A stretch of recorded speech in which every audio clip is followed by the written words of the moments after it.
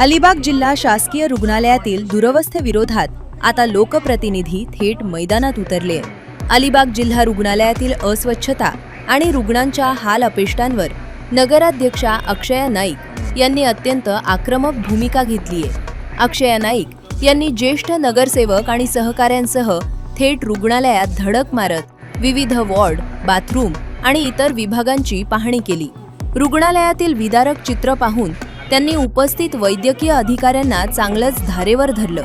या धडक पाहणी दरम्यान नगराध्यक्षा अक्षया नाईक यांनी निवासी वैद्यकीय अधिकारी डॉक्टर शिंदे आणि अधिपरिचारिका गायत्री म्हात्रे यांना रुग्णालयातील अस्वच्छता आणि अपुऱ्या सुविधांबाबत खरमरीत जाब विचारला.